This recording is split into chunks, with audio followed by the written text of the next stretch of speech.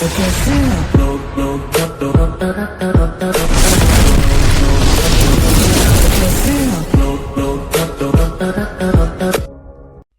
हाथ एक बहुत ही कारामद ऑर्गन है।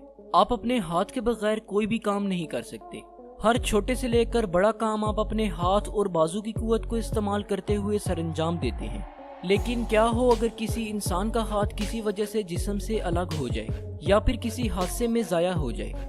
मेडिकल साइंस ने इसका भी हल निकाल लिया है। जी हाँ, अब अगर किसी इंसान का हाथ ज़ाया हो जाए तो इसको किसी दूसरे जिंदा इंसान या फिर ब्रेन डेड पर्सन का हाथ लगाया जा सकता है। इस प्रोसेस को हम हैंड ट्रांसप्लांट यानी हाथ का ट्रांसप्लांट कहते हैं। हैंड ट्रांसप्लांट एक ऐसा सर्जिकल प्रोसेस है जिसके दौरान एक इंसान के हाथ को किसी दूसरे जिस्म में ट्रांसप्लांट कर दिया जाता है। आमतौर पर डोनर का हाथ किसी मुर्दा डोनर से लिया जाता है और इसको रिसीवर यानी कि रेसिपिएंट के लिए ट्रांसप्लांट किया जाता है जिसका हाथ किसी वजह से ज़ाया हो गया हो।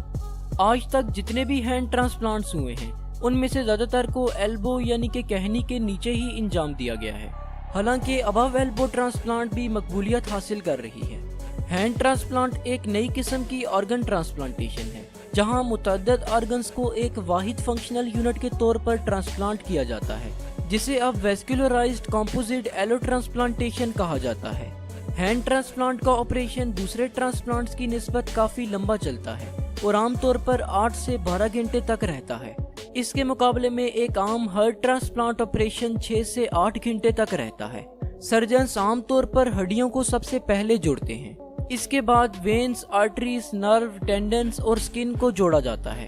हैंड ट्रांसप्लांट के रेसिपिएंट को दूसरे ट्रांसप्लांट्स जैसे कि किडनी ट्रांसप्लांट के पेशेंट्स की तरह मेडिसिन लेने की जरूरत होती है, क्योंकि हमारा जिस्म इम्यून सिस्टम को हमारे हाथ के खिलाफ एक्टिवेट करने की कोशिश करेगा। ये मेडिसिन रेसिपिएंट की इम्यून सिस्टम को कमजोर करती हैं, जिसकी वजह से इन्फेक्शन और कैंसर का खतरा बढ़ जाता है। ऑर्गन्स की ट्रांसप्लांट में गुज़िश्ता बरसों में बहुत सारी तरक्की हुई है जिसने इनको काफी हद तक काबिल बर्दाश्त बना दिया है। ट्रांसप्लांट के बाद वसी पैमाने पर हैंड थेरापी होती है जिससे रिसीवर को ट्रांसप्लांटेड हाथ का काम दोबारा हासिल करने में मदद मिलती है। वो मरीज जो हैंड ट्रांसप्लांट के बाद मेडिसिन लेने और बॉडी थेरापी करवा चुके हों उनको नए हाथ या बाजू को एक्टिवेट करने में गैर मामूली कामयाबी मिली है। एक्वाडोर में 1964 में एक हैंड ट्रांसप्लांट हुआ था लेकिन कामयाब नहीं हो सका।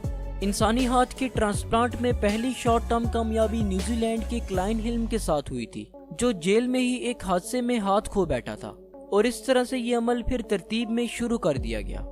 बाजू या हाथ दोबारा हासिल करने से मरीज की जिंदगी के मेयार में बहुत ज्यादा बेहतरी आ सकती है, जिससे वो रोजमर्रा के काम अंजाम दे सकता है जो शायद वो पहले नहीं कर सकता था।